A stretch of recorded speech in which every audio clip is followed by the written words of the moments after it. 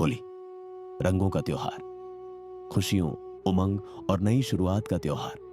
लेकिन क्या आपने कभी सोचा है कि हम होली क्यों मनाते हैं? बहुत समय पहले एक शक्तिशाली असुर राजा था, हिरण्यकश्यप। उसने कठोर तपस्या कर एक वरदान प्राप्त किया। उस वरदान के अनुसार वह न दिन में मारा जा सकता था, न रात में, न घर के अंदर, न घर के बाहर, न किसी मनुष्य द्वारा और न ही किसी पशु द्वारा। इस वरदान ने उसके भीतर गहरा अहंकार भर दिया। उसने स्वयं को ही भगवान घोषित कर दिया। लेकिन उसी महल में उसका एक पुत्र था, प्रहलाद। प्रहलाद बचपन से ही भगवान विष्णु के अनन्य भक्त थे। उनका मन अत्यंत निर्मल था। वे दिन रात भगवान का नाम स्मरण करते रहते। उनके हृदय में न कोई भय था, न कोई स्वार्थ, सिर्फ अटूट श्रद्धा थी। जब हिरण्यकश्यप को यह पता चला तो वह क्रोध से भर उठा। उसे विश्वास ही नहीं हुआ कि उसका अपना पुत्र उसकी पूजा करने के बजाय विष्णु भक्ति में लीन है। उसने प्रहलाद को अपने दरबार में बुलाया।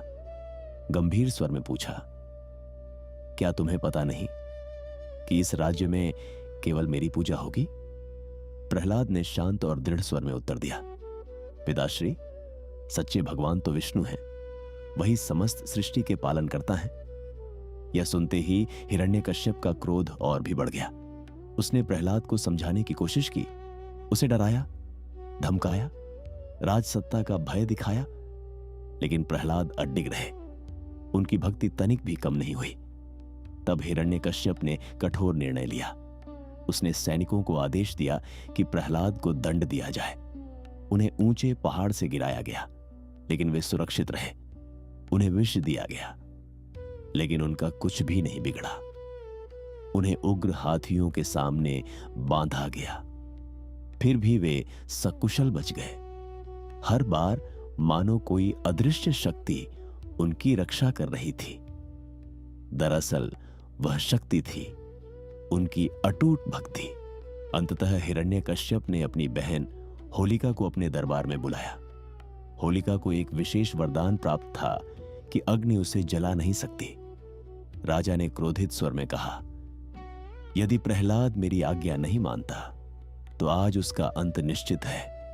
एक योजना बनाई गई। निर्णय हुआ कि होलिका प्रहलाद को अपनी गोद में लेकर जलती हुई अग्नि में बैठेगी। रात का समय था। आकाश में हल्का अंधकार छाया हुआ था। राजमहल के सामने विशाल लकड़ियों का ढेर सजाया गया। धीरे धीरे प्रजाजन वहां इकट्ठा होने लगे। सैनिक चारों ओर खड़े थे। सबके मन में उत्सुकता और भय था। अग्नि प्रज्वलित की गई, लपटें उठी और देखते ही देखते आकाश को छूने लगी। होलिका प्रहलाद को गोद में लेकर निर्भीक होकर अग्नि में बैठ गई। सबको विश्वास था कि अब प्रहलाद नहीं बचेंगे, लेकिन प्रहलाद के चेहरे पर डर का नामो निशान नहीं था। उन्होंने अपनी आंखें बंद की और शांत स्वर में भगवान विष्णु का नाम जपने लगे। कुछ ही क्षणों में एक अद्भुत परिवर्तन हुआ। तेज हवा का झोंका चला। होलिका का वरदान निष्फल हो गया। अग्नि की लपटों ने उसे घेर लिया और प्रहलाद सुरक्षित, शांत और स्थिर अग्नि से बाहर आ गए। यह था अहंकार पर आस्था की विजय, भक्ति की अजेय शक्ति का प्रमाण। प्रहलाद की रक्षा देखकर सभी लोग आश्चर्यचकित रह गए। हिरण्यकश्यप का अहंकार टूटने लगा। उसे समझ आ गया कि सच्ची शक्ति बल या वरदान में नहीं, बल्कि विश्वास और भक्ति में होती है। इसी घटना की स्मृति में आज भी होली से एक दिन पहले होलिका दहन किया जाता है। उस अग्नि में हम केवल लकड़ियां नहीं जलाते, बल्कि अपने भीतर की बुराइयों को भी जलाने का संकल्प लेते हैं।